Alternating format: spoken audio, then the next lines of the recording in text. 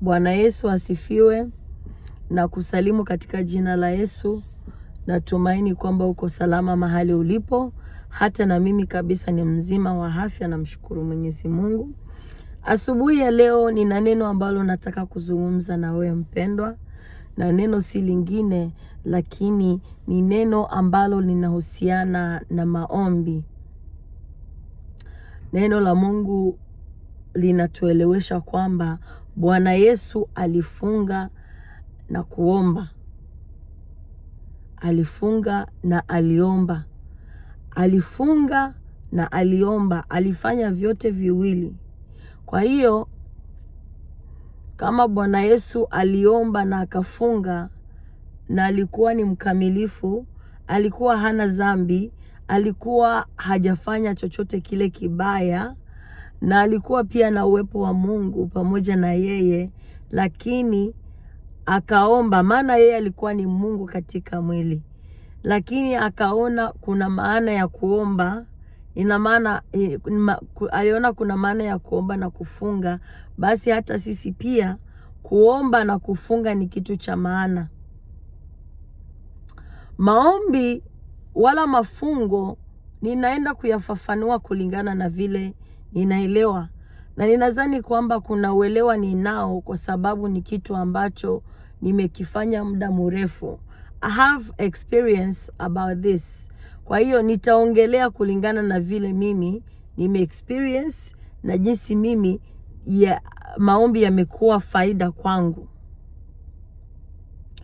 Tunaposoma katika kitabu cha Esther, tunaona kwamba Esther alikuwa ni mwanamke Myahudi ambaye alikuwa anaishi katika nchi ya kigeni, wala alikuwa anatawaliwa, walikuwa wana mfalme ambaye ni kabila nyingine.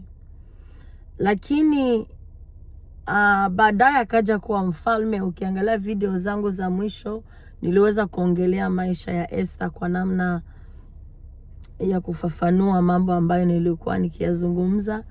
Lakini tunakuja kuelewa kwamba Esther ilibidi aweze kufanya nini? Aweze kufunga. Na alifunga, akawaambia Wayahudi wote pia waweze kufunga kwa ajili ya kuweza kureverse kile kitu ambacho kilikuwa kimepangiliwa katika maisha ya Wayahudi. Kuweza kureverse, maana kuna waraka ambao ulikuwa umeandikwa na Hama ni kwamba Wayahudi wote lazima wauawe. Kwa hiyo ikabidi kwamba afanye mafungo kwa siku 3 kavu, hanyu chochote kile kwa siku 3. Hata na Wayahudi pia wote walifanya hivyo. Manake ilikuwa ni maombi ya taifa nzima wala kabila nzima. Kwa hiyo walipofanya mafungo wakaomba, na yote hayo aliomba ili aje kupata kibali mbele za mfalme Ahasuero. Walifanya maombi ili akienda mbele za mfalme Ahasuero aje kuwa na kibali mbele zake, kwa sababu alikuwa anaenda kufanya kitu ambacho kiko nyume na taratibu na taratibu za kifalme na taratibu ambazo zilikuwepo.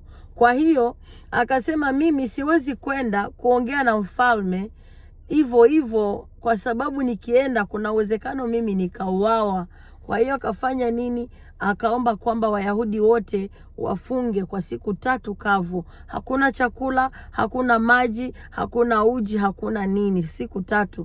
Kwa hiyo wakafunga hayo mafungo, wakaomba, wakatafuta Mungu, wakatafuta uso wa Mungu. Walipomaliza kufunga na kuomba, basi akaenda mbele za mfalme. Akamwambia kwamba mfalme,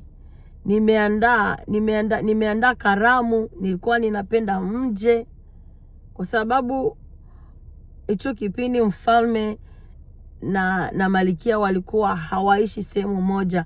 Malikia alikuwa anaishi sehemu yake, pia ana wafanyakazi wake.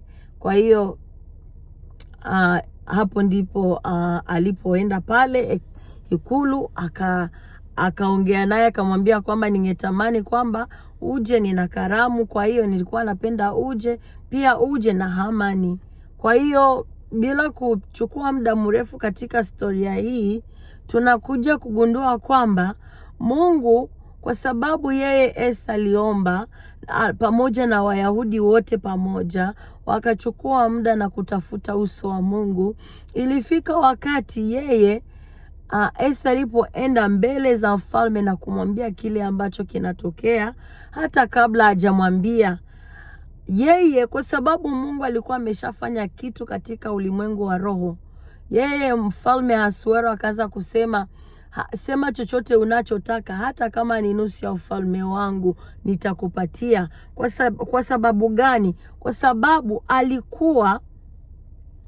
alikuwa amefanya mambo. Esther na Wayahudi wote walikuwa wametengeneza mambo katika ulimwengu wa roho. Kwa hiyo ninataka kuelewesha kwamba mafungo, unapofunga unakuwa na ile ability ya kumanipulate wala kuweza kucontrol mambo ya ulimwengu huu. I hope kama tunaelewana. Yaani unapofanya maombi unakuwa na uwezo, wala Mungu anakupatia ability ya kugeuza mambo, wala tuseme kwamba Mungu anageuza mambo for your favor, kwa sababu umetafuta uso wa Mungu. Kwa hiyo ndio maana tunasema kwamba mtu ambaye anafunga na mtu ambaye hafungi, hao watu hawawezi kuwa sawa hata siku moja. Haiwezekani watu kuwa sawa.